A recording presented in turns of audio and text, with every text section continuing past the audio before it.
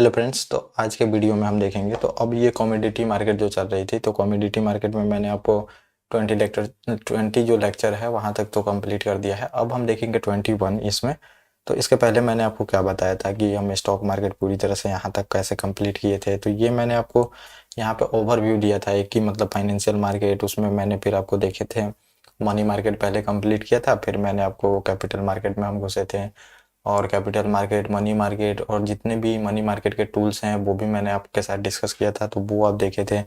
फिर हम सिक्योरिटी में बॉन्ड पहले देखे थे। बॉन्ड मतलब समझिए मनी मार्केट में बॉन्ड ही से काम होती है। फिर कैपिटल मार्केट में शेयर आता है, शेयर फिर देखेंगे उसमें स्टॉक एक्सचेंज, ये सब हो चुका है। मैकेनिज्म ऑफ स्टॉक मार्केट ये भी कंप्लीट हो चुका है। फिर आपका टाइप ऑफ शेयर, ये सब तो मतलब बहुत सारी चीज़ें ये तो यहाँ पे कम ही दी गई हैं, लेकिन इसके डीप में एक एक कॉन्सेप्ट में हम घुसे थे और सभी चीज़ें यहाँ पे डिस्कस हुई थी। फिर हम देखेंगे डेट, जो डेट होता है वो भी हम देख चुके हैं। डेट मतलब समझिए उधारियाँ वगैरह, इक्विटी जो होती है, इक्विटी सिक्योरिटी। और अब हम यही देख रहे हैं कमोडिटी मार्केट में ही डिवेंचर आता है। डिवेंचर में फिर आपको देखने को मिलेगा फॉरवर्ड, फ्यूचर, ऑप्शन, स्वैप। तो ये जो एग्रीमेंट होते हैं, तो ये एग्रीमेंट आपको देखने को मिलेगा, तो ये कमोडिटी मार्केट में होते हैं, ये मैंने बताया था। तो अब कमोडिटी मार्केट में मैंने आपको एग्जांपल भी दिया था। इसमें जो कमोडिटी मार्केट में होती है, तो जितने भी आप देखेंगे तो ये प्रोडक्ट बिकते हैं। और प्रोडक्ट मतलब समझिए कि यहाँ पे प्रोडक्ट नहीं है, प्रोडक्ट भी होते हैं और कुछ आपको देखने को मिलेगा कि ये समझिए एक आपका पेपर पे एग्रीमेंट हो जाता है, एग्रीमेंट होता है और वो एग्रीमेंट ही बिकते रहता है, ये आपको मैंने बताया था। और फिर थोड़ा सा हिस्ट्री भी बताया था मैंने आपको इसके पहले। फिर आप देखेंगे सभी चीज़ें यहाँ पे डिस्कस हुई थी, इक्विटी मार्केट और फिर जो कमोडिटी मार्केट है उसमें भी मैंने आपको अंतर बताया था कि डिफरेंस क्या है दोनों के बीच में। उसके बाद अब हम धीरे धीरे आएंगे यहाँ पे, समझिए इसमें क्या क्या जो प्रोडक्ट होते हैं वो बिकते हैं, ये भी मैंने आपको बताया था। और भारत में देखेंगे कमोडिटी ट्रेडिंग किस तरह होती है, ये मैंने बताया था। और ज़्यादातर जो कमोडिटी ट्रेडिंग आपको देखने को मिलेगा तो गोल्ड और फिर देखेंगे क्रूड ऑयल में होता है, इसमें लोग ज़्यादातर चीज़ें करते हैं। तो इसमें अब हम देखेंगे जो कमोडिटी मार्केट है तो इसके लाभ क्या हैं। फिर हम देखेंगे धीरे धीरे कि कमोडिटी मार्केट में फिर जो मार्केट है मेन, इसमें दो जो संस्था हैं जो काम करती है, समझिए मतलब ये दो कंपनियां हैं जहाँ के से जाके आप प्रोडक्ट को खरीद सकते हैं, जो प्रोडक्ट आपको खरीदना है। तो ये हम देखेंगे एमसीएक्स के बारे में, और फिर आपको देखने को मिलेगा एनसीडीएक्स के बारे में हम देखेंगे, तो ये देखेंगे और इसके लाभ भी देखेंगे। फिर हम आएंगे डेरिवेटिव मार्केट में, और डेरिवेटिव मार्केट में हम देखेंगे तो ये कमोडिटी मार्केट का ही पार्ट डेरिवेटिव मार्केट होता है। तो अब इसमें लाभ देख लीजिए। तो पहला लाभ इसमें क्या होता है, कमोडिटी मार्केट में काम करने का पहला लाभ, लोग आते किस लिए हैं तो आपको देखने को मिलेगा।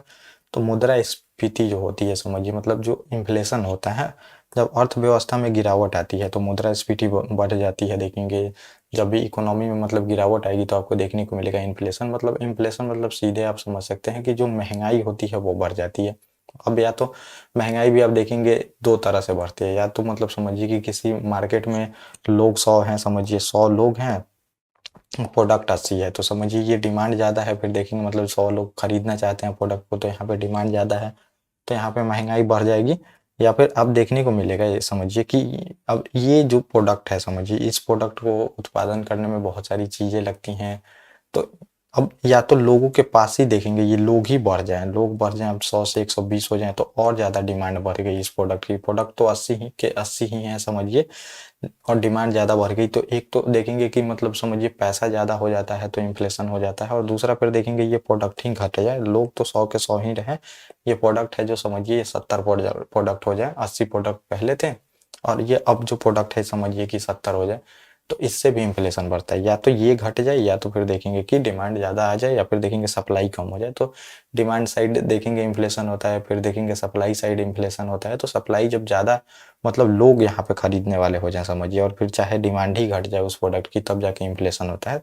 तो ये इन्फ्लेशन है। इन्फ्लेशन मतलब आप सीधे से समझ सकते हैं, इन्फ्लेशन मतलब होता है कि महंगाई बढ़ जाए। तो जब भी देखेंगे महंगाई बढ़ती है अर्थव्यवस्था में, और ये जब देखेंगे इकोनॉमी में गिरावट आती है, तभी मतलब समझ जब कोविड आया था तो हर एक देश में आप इन्फ्लेशन का सुनते होंगे। यूएस में भी बहुत ज़्यादा इन्फ्लेशन ऑल टाइम हाई चल रहा था, इंडिया में भी इन्फ्लेशन था, फिर आप देखेंगे यूके सभी जगह पे इन्फ्लेशन था, क्योंकि जो इकोनॉमी थी वो सही से काम नहीं कर रही थी। इकोनॉमी पूरी तरह से क्लोज हो गई थी, देखेंगे लॉकडाउन की वजह से, इन सब की वजह से इकोनॉमी पे असर पड़ा था और इकोनॉमी अच्छा काम नहीं कर रही थी, इकोनॉमी में गिरावट आ रही थी, इससे इन्फ्लेशन बढ़ जाता है। क्योंकि प्रोडक्शन अब समझिए रुक जाएगा, हर एक वस्तुओं का देखेंगे प्रोडक्शन लॉकडाउन की वजह से रुक गया था। लेकिन अब जो लोग हैं वो खरीदने वाले, तो अब आपका समझिए जो गेहूं चावल ये सब है खाने पीने की चीज़ें, उसका तो डिमांड कम हो नहीं सकता। क्योंकि लोगों को खाने की आवश्यकता है, ये तो चाहिए ही चाहिए। तो अब जो समझिए प्रोडक्शन कम हो रहा है, लेकिन देखेंगे सप्लाई मतलब जो डिमांड है वो बढ़ते जा रहा है, सप्लाई घट रहा है, तो वहाँ पे इन्फ्लेशन होगा, मतलब महंगाई बढ़ेगी। तो वही जो होता है जब इकोनॉमी अच्छा नहीं करती है, देखेंगे अर्थव्यवस्था में गिरावट होती है और मुद्रास्फीति जो है बढ़ जाती है और कमोडिटी मार्केट की कीमतें बढ़ने लगती है। तो यहाँ पे लोग यहाँ पे क्या करते हैं, जब भी देखेंगे इन्फ्लेशन ज़्यादा हाई होने लगता है तो लोग कमोडिटी मार्केट में जाते हैं, वहाँ पे फ्यूचर कॉन्ट्रैक्ट कर लेते हैं। लोगों को पता रहता है कि महंगाई तो बढ़ रही है, तो फिर क्या होगा, जो हम फ्यूचर कॉन्ट्रैक्ट कर रहे हैं और जो समझिए जिस वस्तु पे, अब मैंने बताया था आपको, वस्तु पे लोग कॉन्ट्रैक्ट करते हैं, गेहूँ चावल देखेंगे, क्रूड ऑयल सब पे। अब इस पे क्या करेंगे, वो लोग कॉन्ट्रैक्ट कर लेंगे कि 1 महीने बाद जो है समझिए फ्यूचर में मुझे ये चीज़ें बिक जाए। अभी मैं 100 रुपये में खरीद ले रहा हूँ, अब उनको पता है कि ये 1 महीने बाद जो ये समझिए ऑयल का प्राइस है तो ये 110 रुपये जाना ही जाना है, क्योंकि इन्फ्लेशन भी बहुत ज़्यादा बढ़ रहा है। तो ये क्या करेंगे कि कॉन्ट्रैक्ट कर लेंगे, और कॉन्ट्रैक्ट करके यहाँ पे जो है इनकी 10% 10 रुपये की प्रॉफिट हो जाएगी। तो इसके लिए देखेंगे ये कॉन्ट्रैक्ट कर लेते हैं। तो इकोनॉमी जब भी अच्छा नहीं करती है तो फिर इसके लिए ये लोग मतलब जरूरी, क्योंकि यहाँ पे देखेंगे जब इकोनॉमी अच्छा नहीं करेगी तो ऐसा माना जाता है कि स्टॉक जो प्राइस होता है वो गिरने लगता है। तो यहाँ पे लोग इन्वेस्ट करना नहीं चाहते हैं। लोग इन्वेस्ट कब करना चाहते हैं, जब स्टॉक प्राइस उठते जाता है। कुछ लोग ऐसे भी हैं इक्विटी में, आपको देखने को मिलेगा उसी टाइम, मतलब इक्विटी में करते हैं जब आपको देखने को मिलेगा कि मतलब बहुत ज़्यादा मार्केट गिरती है तो वो लोग और लगाते जाते हैं पैसा। लेकिन कुछ लोग कमोडिटी में है, चाहे रिटेलर को आपको देखने को मिलेगा, वो जब मार्केट उठते जाती है तभी पैसा लगाते हैं। तो ये आपको देखने को मिलेगा। तो इस वजह से जब भी इकोनॉमी सही से काम नहीं करती है तो लोग कमोडिटी मार्केट में सौदा खरीदते हैं। इसमें ये प्रॉफिट हो जाता है लोगों को, यहाँ से लोग प्राइस को प्रिडिक्ट भी कर लेते हैं। और इस समय जो स्टॉक देखेंगे और फिर देखेंगे बॉन्ड की कीमतें, इन सब की कीमतें मतलब घटने लगती है, ऐसा माना जाता है समझिए। तो ये आपको देखने को मिलेगा, इकोनॉमी अच्छा काम नहीं करती है। अब देखेंगे इंडियन इकोनॉमी अच्छा कर रही है वर्ल्ड से, मतलब सबसे ज़्यादा देखेंगे ग्रोथ इंडियन इकोनॉमी में है।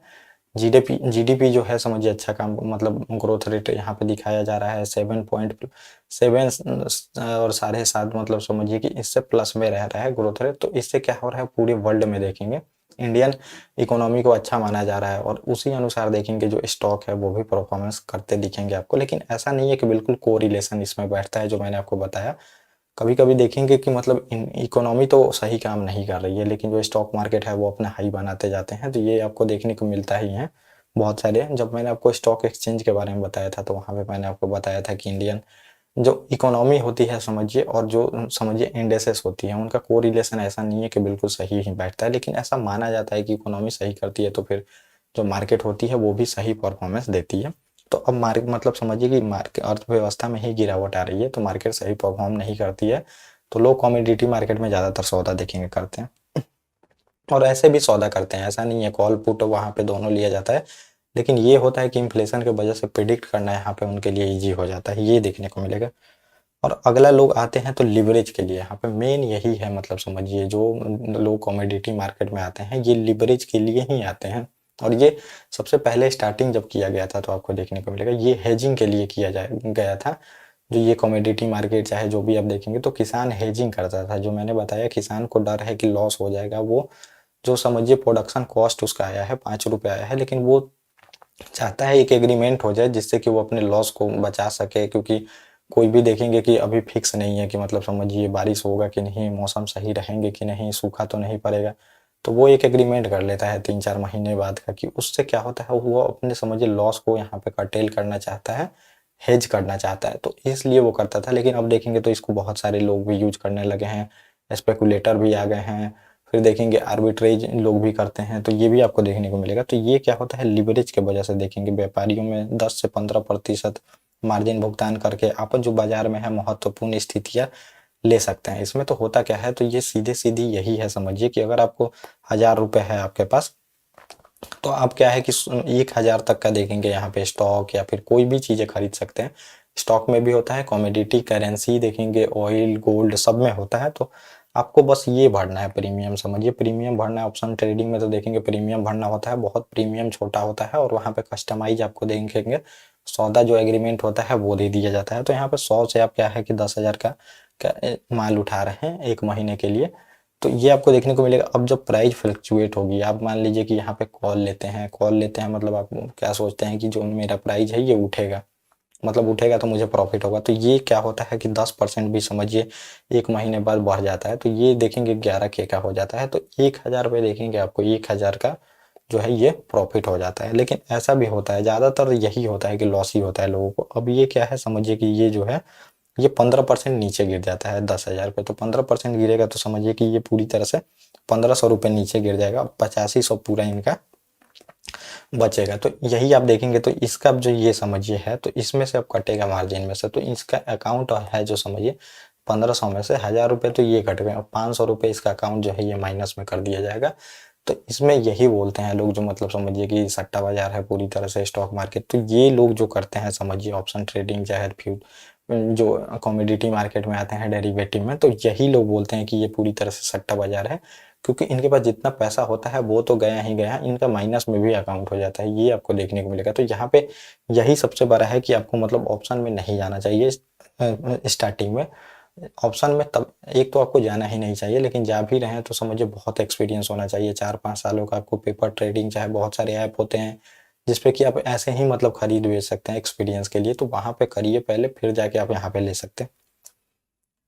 तो इसके लिए देखेंगे मार्जिन के वजह से ही लोग आते हैं, मार्जिन के वजह से ही देखेंगे इनको बहुत ज़्यादा प्रॉफिट भी हो जाता है जैसे ट्रेडिंग में होता है, और बहुत ज़्यादा इनको लॉस भी हो जाता है। और फिर देखेंगे विविधता होता है, कच्चे माल का स्टॉक के साथ आप मतलब कम संबंध होता है। तो इसमें क्या होता है कि समझिए डाइवर्सिफिकेशन जो है ये बहुत ज़्यादा है। अब आप स्टॉक भी ले सकते हैं, करेंसी में भी कर सकते हैं, गोल्ड में भी कर सकते हैं, जितने समझिए कृषि वस्तुएं हैं वहाँ पे भी कर सकते हैं समझिए। तो इसमें बहुत ज़्यादा डाइवर्सिफिकेशन हो जाता है, और इसमें क्या है स्टॉक में ही आप कर सकते हैं, इक्विटी मार्केट में बस आपको स्टॉक में ही करना होता है। तो इसलिए यहाँ पे लोग क्या करते हैं डाइवर्सिफिकेशन के लिए आते हैं। किसी को समझिए कि अब मान लीजिए बहुत सारे लोग हैं जिनको नॉलेज नहीं है इक्विटी में, लेकिन उनको देखेंगे कृषि वस्तुओं का अच्छा नॉलेज है, कब बढ़ता है दाम कब घटता है, फिर देखेंगे गोल्ड का प्राइस वो अच्छा प्रिडिक्ट कर पाते हैं, चाहे ऑयल का जो है प्राइस प्रिडिक्ट कर पाते हैं। उनको इंटरनेशनली जो समझिए इंटरनेशनली जो नॉलेज होता है वो बहुत अच्छा होता है, क्योंकि यहाँ पे देखेंगे 15 दिन 1 महीने 2 महीने ऐसे के लिए, फिर यहाँ पे 3 महीने के लिए कॉन्ट्रैक्ट किया जाता है। तो इक्विटी में क्या है कि लॉन्ग टर्म जाने के लिए आपको मतलब फंडामेंटल देखने आना चाहिए, लेकिन यहाँ पे समझिए फंडामेंटल उतना देखने की जरूरत नहीं है, आप आराम से यहाँ पे प्रिडिक्ट कर सकते हैं ग्लोबल क्या सिनेरियो चल रहा है इसके अनुसार भी प्रिडिक्ट कर सकते हैं। तो यहाँ पे इसलिए लोग आते हैं देखेंगे, क्योंकि डाइवर्सिफिकेशन बहुत है, सभी चीज़ों में आप इन्वेस्ट कर सकते हैं। और शेयर बाजार में देखेंगे गिरावट के दौर में कमोडिटी मार्केट में पॉजिटिव रिटर्न दे सकता है। तो अब जब स्टॉक मार्केट है समझिए जो इक्विटी में काम करते हैं, वहाँ पे जब प्राइस गिरने लगता है तो आप कुछ नहीं कर सकते हैं, लेकिन यहाँ पे कमोडिटी मार्केट में आप उसी पे वहाँ पे शॉर्ट कर सकते हैं, आप मतलब वहाँ पे पोजीशन बना सकते हैं, पुट कर सकते हैं समझिए, मतलब वहाँ पे शॉर्ट कर सकते हैं समझिए, शॉर्ट कर सकते हैं, बेच के खरीद सकते हैं बाद में। तो यहाँ पे ये ऑप्शन मिल जाता है, लेकिन इक्विटी में काम कर रहे हैं तो शॉर्ट करना बहुत मुश्किल होता है ज़्यादातर, और कोई भी जो बड़े इन्वेस्टर हैं शॉर्ट नहीं कर पाते हैं। आप देखेंगे वो गिरते चला जाता है, वहाँ पे बेच भी नहीं पाइएगा, ये रहता है।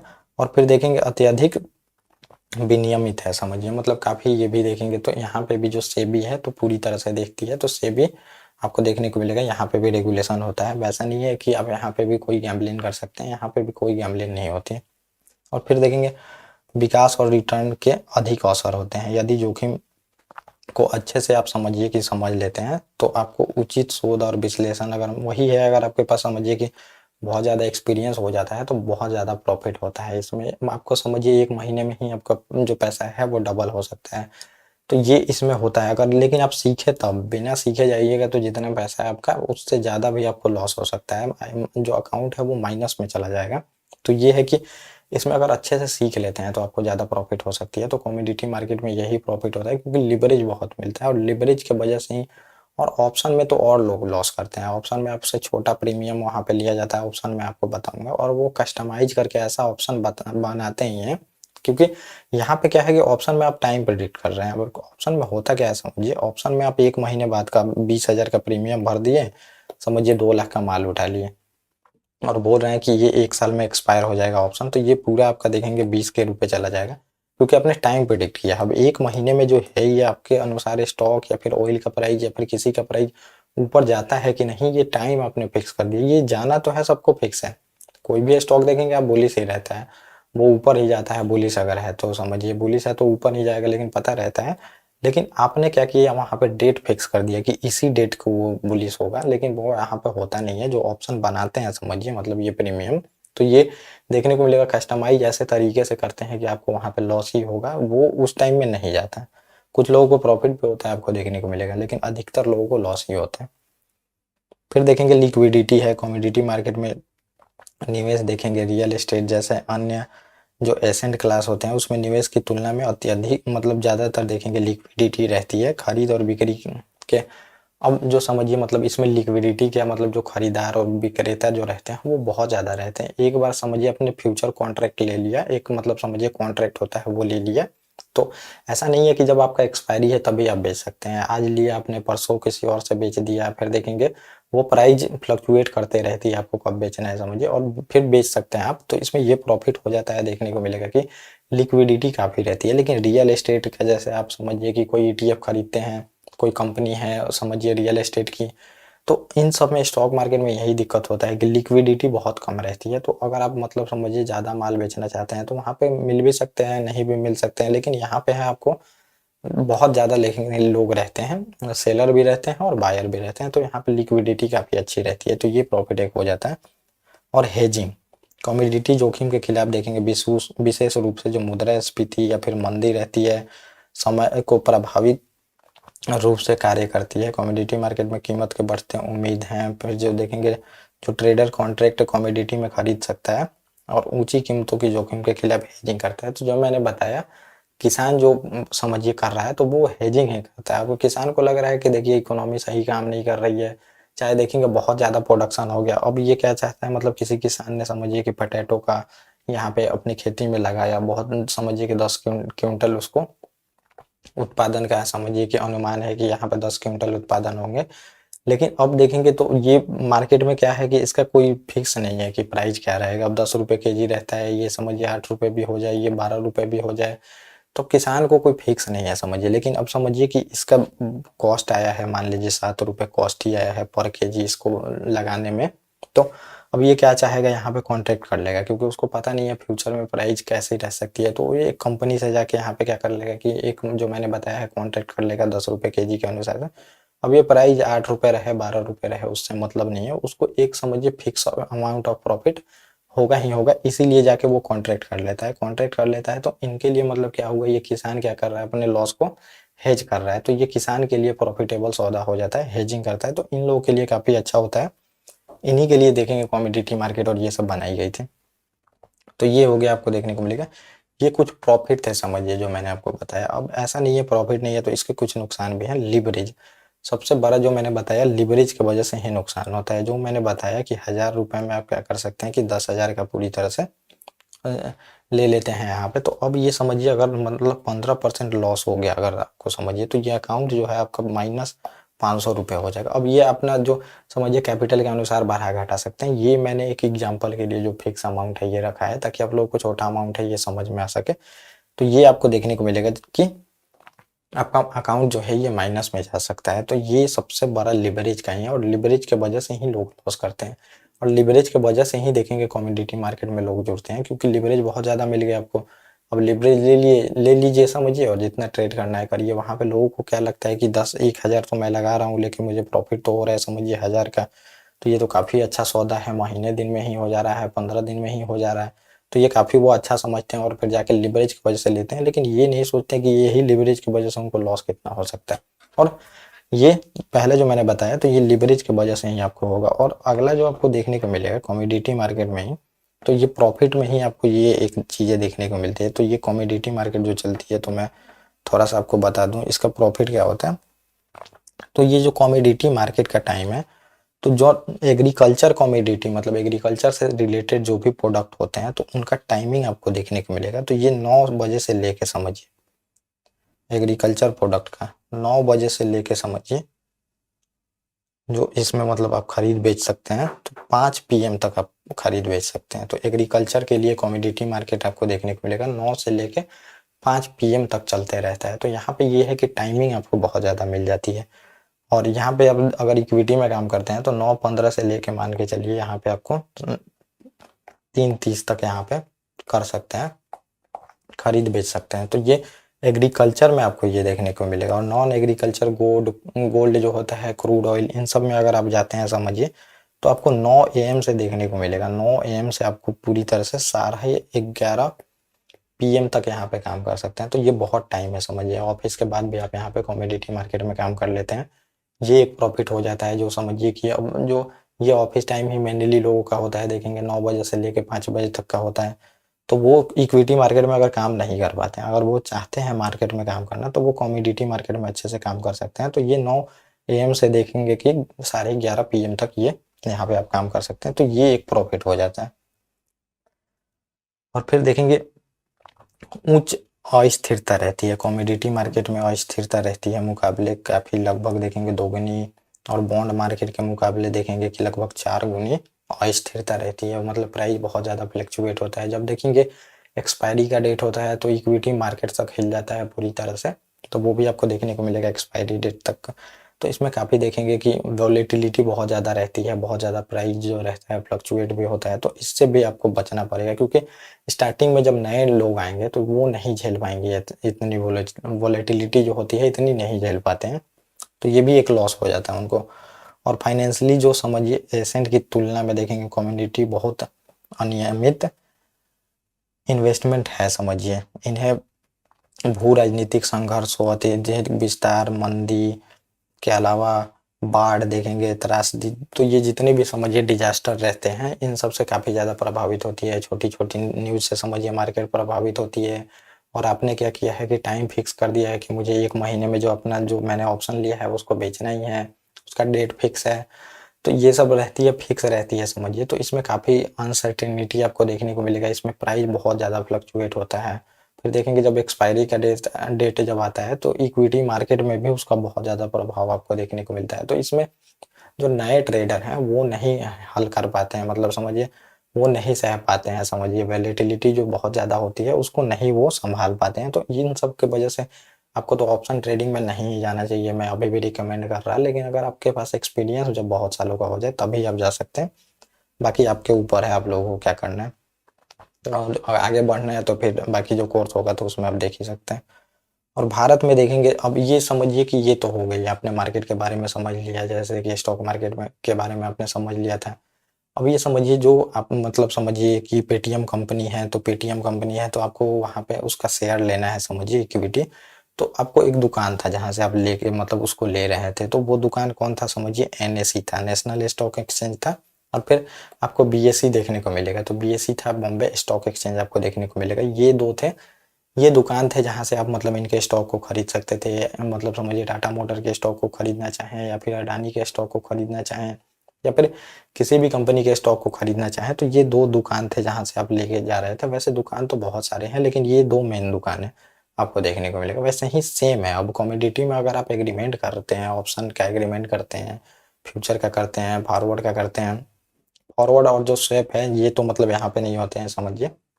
ये जो ऑप्शन और फ्यूचर होते हैं समझिए, इनका एग्रीमेंट यहाँ पे होता है। तो इन मार्केट में जो एग्रीमेंट आपको खरीदना है समझिए, 1 महीने का खरीदना है, 1 हफ्ते का खरीदना है, तो वो जो खरीदेंगे एग्रीमेंट देखेंगे, चाहे 3 महीने का खरीदना है, तो वो जो एग्रीमेंट आपको बेचेगा, तो ये देखेंगे बीच में मीडिएटर का काम करता है। जैसे आप स्टॉक एक्सचेंज, ये क्या होता है यहाँ पे आपको देखने को मिलेगा, BSE NSE। यहाँ पे समझिए ए क्या है, अपने स्टॉक को बेचना चाहता है, वो एक बार IPO ले चुका है। बी जो है समझिए वो खरीदना चाहता है। तो बीच में मीडिएटर का काम कौन करता है, जैसे कि अमेजोन का एग्जाम्पल वहाँ पे मैंने आपको दिया था कि अमेजोन कौन है यहाँ पे, जो एक प्रोडक्ट बेचना चाहता है, जो कोई दुकानदार है वो अपना ऑनलाइन प्रोडक्ट बेच भी रहा है, आप क्या है यहाँ पे खरीदना चाहते हैं, लेकिन अमेजोन है जो बीच में समझिए मीडिएटर का काम वहाँ पे कर रहा था। उसके भरोसे पे आप प्रोडक्ट को खरीद रहे थे और उसके प्रोडक्ट पे ये जो है ये बेच रहा था, मतलब उसके भरोसे पे। तो ये वैसे ही सेम आपको यहाँ पे देखने को मिलेगा। NSE BSE समझिए ये भी मीडिएटर का काम करते हैं। ये क्या करते हैं, बेचने का और खरीदने का काम करवाते हैं, और ये और बी के बीच में तो ये दुकान था, और ये फिर अपना वहाँ पे मार्जिन लेते हैं। ये कंपनी है समझिए, जो NSE BSE है, सेम वैसे ही ये भी कंपनी है। MCX आपको देखने को मिलेगा। बहुत सारी कंपनियां हैं, लेकिन 2 देखेंगे तो सबसे मतलब जैसे स्टॉक एक्सचेंज में भी मैंने आपको बताया था बहुत सारी हैं, लेकिन 2 जो हैं वो प्रमुख आपको देखने को मिलती हैं, BSE और NSE। तो सेम वैसे ही आपको यहाँ पे देखने को मिलेगा। भारत में कमोडिटी ट्रेडिंग के लिए देखेंगे प्रमुख एक्सचेंजेज हैं, समझिए ये जो है प्रमुख एक्सचेंज आपको देखने को मिलेगा। इसमें मल्टी कमोडिटी एक्सचेंज जो है MCX, ये सबसे प्रमुख है। 60% मान के चलिए यहीं पे ट्रेड होती है। जैसे आप देखेंगे सबसे ज्यादा कंपनी कहाँ पे लिस्टेड है, BSE में है, लेकिन मॉडर्न तर्ज पे कौन बनाई गई है, NSE नेशनल स्टॉक एक्सचेंज है, वो बनाई गई है। वहां पे भी आप देखेंगे तो 3000 2,500 से ऊपर कंपनियां हैं वहां पे भी लिस्टेड, समझिए। और फिर देखेंगे, और MCX एक हो गया समझिए जो मल्टी कमोडिटी एक्सचेंज है। फिर आपको देखने को मिलेगा नेशनल कमोडिटी एंड डेरिवेटिव जो एक्सचेंज है, NCDEX, ये है, ये भी समझिए कंपनी है जो कि प्रोडक्ट को बिकवाती है। साथ साथ आप देखेंगे यूनिवर्सल कमोडिटी एक्सचेंज है, UCX। फिर नेशनल मल्टी कमोडिटी देखेंगे एक्सचेंज है, NMCE। फिर इंडियन कमोडिटी देखेंगे एक्सचेंज, ICEX है। तो ये कुछ है समझिए, मतलब ये समझिए दुकानदार है जहां से आप एग्रीमेंट जाके खरीदेंगे। इनका क्या काम है समझिए, ये दोनों देखने का काम करते हैं कि जो पार्टी बेच रही है, जो खरीद रही है, क्योंकि बाद में देखेंगे कोई डिफॉल्ट ना घोषित हो जाए, वहां पे डिफॉल्टर हो जाएगी, तो इनका ये पूरी तरह से देखेंगे काम बनता है कि वहां पे डिफॉल्ट अगर घोषित करती है तो अपने पास से इनको पैसा दे, तो इनके लिए होता है, क्योंकि मार्जिन मनी रखी जाती है इसमें। 10,000 का समझिए आप ले रहे हैं सामान, तो यहाँ पे मार्जिन मनी तो आप 1,000 ही रख रहे हैं, आप समझिए भाग गए आप तो कौन फिर देगा, तो इन सबको देखने का काम ये लोग करते हैं। तो अब हम देख लेते हैं कि ये MCX क्या है। MCX के बारे में मैं आपको थोड़ा सा बता देता हूँ। MCX जो है समझिए multi commodity exchange of India limited है, और ये आप देखेंगे तो MCX मतलब भारत का अत्याधुनिक इलेक्ट्रॉनिक समझिए कमोडिटी एक्सचेंज है। तो अत्याधुनिक जैसे आपने NSE को देखा था, मैंने बताया था उसके, और इसका मुख्यालय मुंबई में है। और फिर ये आपको देखने को मिलेगा फाइनेंशियली देखेंगे टेक्नोलॉजिकल इंडिया लिमिटेड द्वारा स्थापित की गई है, मतलब इनके द्वारा बनाया गया है, आपको देखने को मिलेगा। और फिर जो देखेंगे भारत को पूरे कमोडिटी वायदा जो बाजार होता है, डेरिवेटिव मार्केट ही बोलते हैं वायदा बाजार को, ऑनलाइन जो है ये पोर्टल भेजता है, ऑनलाइन चीजें आप यहाँ से खरीद बेच कर सकते हैं।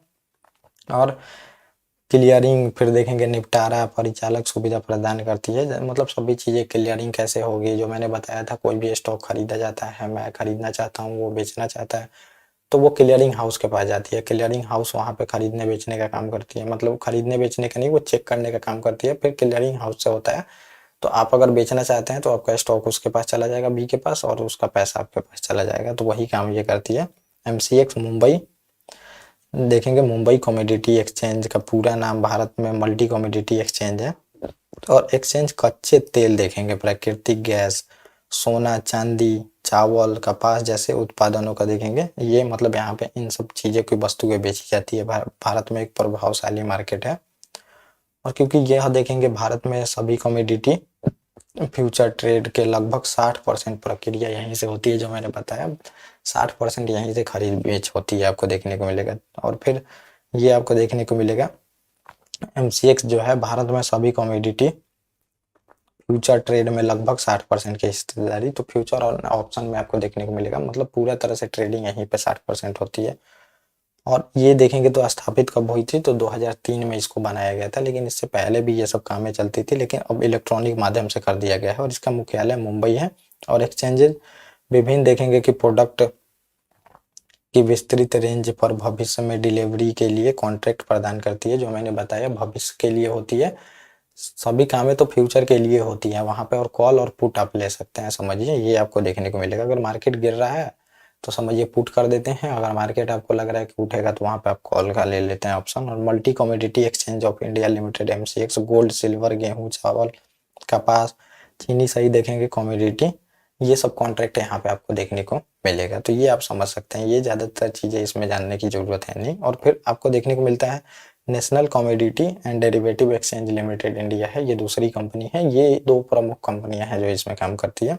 और इसका जो है नेशनल कमोडिटी एंड डेरिवेटिव देखेंगे एक्सचेंज लिमिटेड इंडिया है, एक कमोडिटी एक्सचेंज है जो मुख्य रूप से भारत में वस्तुओं में कारोबार करती है, समझिए ये वस्तुओं में कारोबार करती है, वहां पे देखने को मिलेगा। और ये फिर इसकी भी स्थापना 2003 में ही हुई थी। और इसका भी देखेंगे तो मुख्यालय जो है समझिए ये मुंबई में ही है। और ये मूल्य जो है अनुबंध की संख्या के आधार पर भारत का शीर्ष कमोडिटी एक्सचेंज में से एक है। तो जो मैंने बताया 1 नंबर पे MCX को माना जाता है, 2 नंबर पे इसको माना जाता है कमोडिटी एक्सचेंज के बाद दूसरे नंबर पे है, जो मैंने बताया एमसीएक्स के बाद ये दूसरे नंबर पे है। नेशनल जो कमोडिटी एंड डेरिवेटिव एक्सचेंज है, समझिए एक कमोडिटी एक्सचेंज है जो मुख्य रूप से देखेंगे भारत में कृषि वस्तुओं पे कारोबार करती है, तो इसमें माना जाता है, इसमें दोनों में यही डिफरेंस माना जाता है। तो ये पूरी तरह से आपको देखने को मिलेगा कृषि में ये लेन देन करती है। जैसे समझिए कृषि प्रोडक्ट होता है आलू प्याज, आपको देखने को मिलेगा गेहूं चावल काली मिर्च, जो मैंने वहां पे प्रोडक्ट आपको बताया था, इन सब में जो लेन देन है मेन ये करती है।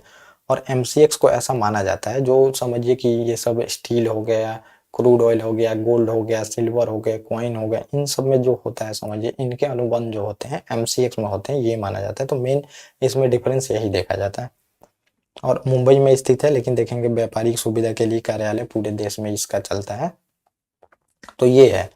और फिर अब आपको देखने को मिलेगा एनसीडीएक्स ट्रेडिंग के लाभ क्या हैं, जो मतलब कृषि से रिलेटेड वस्तुएं, क्योंकि इसमें कृषि से ही देखेंगे रिलेटेड वस्तु जो होती है वो ट्रेड होती है, तो इसके कुछ प्रॉफिट है। ये अब सेम ही प्रॉफिट है जो मैंने अभी बताया आपको ऊपर, तो वैसा ही प्रॉफिट है, थोड़ा थोड़ा हम देख लेते हैं। एनसीडीएक्स बाजार का पारदर्शिता दी गई है, समझिए भारत में जो किसान है साल भर सुविधा के साथ फसलों की कीमत को खोजने में मदद करती हैं। तो अब किसान जो है उनके लिए हेजिंग का जो मैंने बताया, हेजिंग करने में फायदा हो जाता है, तो सबसे बड़ा प्रॉफिट यही हो जाता है। ये किसानों के लिए देखेंगे एक बेंचमार्क यहाँ पे तैयार हो गया है। जो पहले इंश्योरेंस भी नहीं कराते थे किसान, आपको देखने को मिलेगा इंश्योरेंस तो पहले पता ही नहीं थे, लेकिन आजकल आप देखेंगे तो इंश्योरेंस होता है फसलों का, तो वो एक फायदा हो जाता है उनको किसानों का।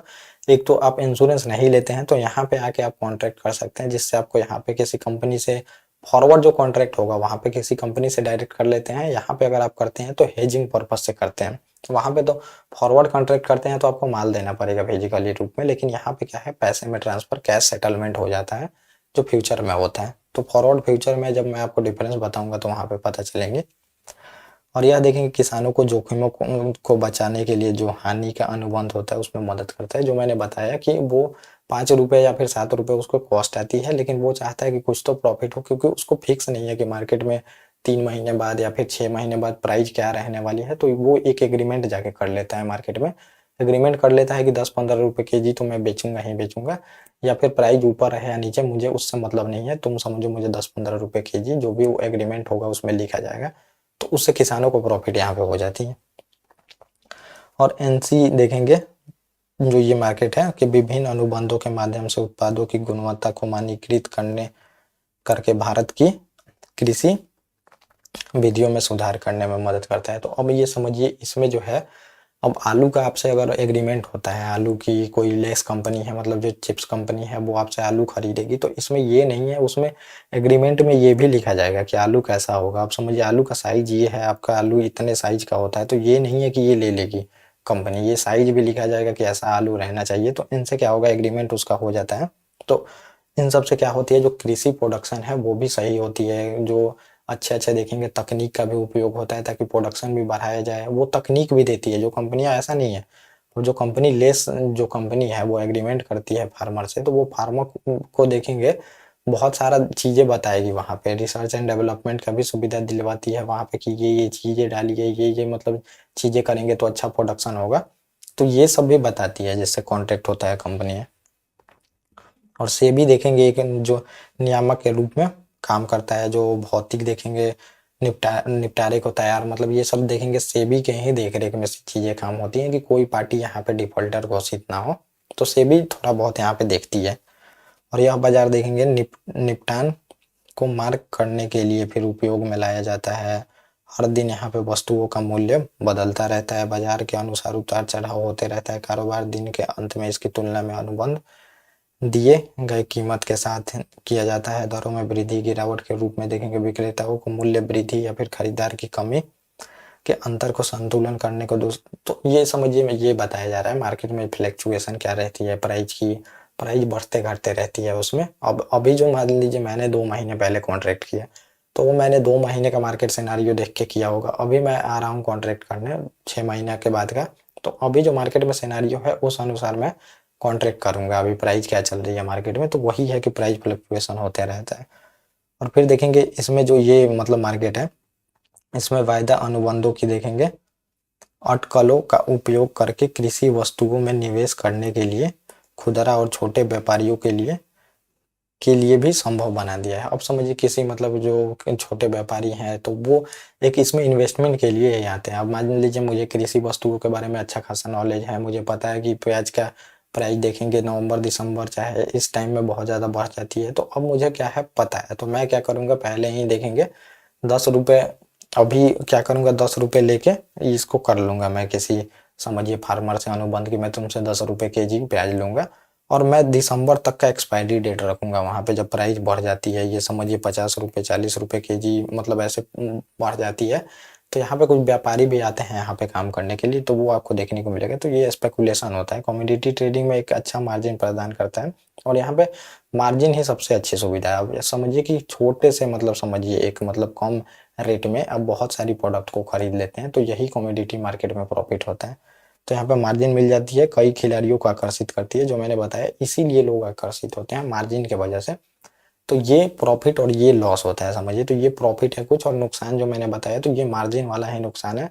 मार्जिन बहुत ज़्यादा मिलती है तो बहुत ज़्यादा देखेंगे लॉस की संभावना हो जाती है, तो ये आप समझ सकते हैं आपको कैसे करना है। तो ये अपने कमोडिटी मार्केट के बारे में समझ लीजिए।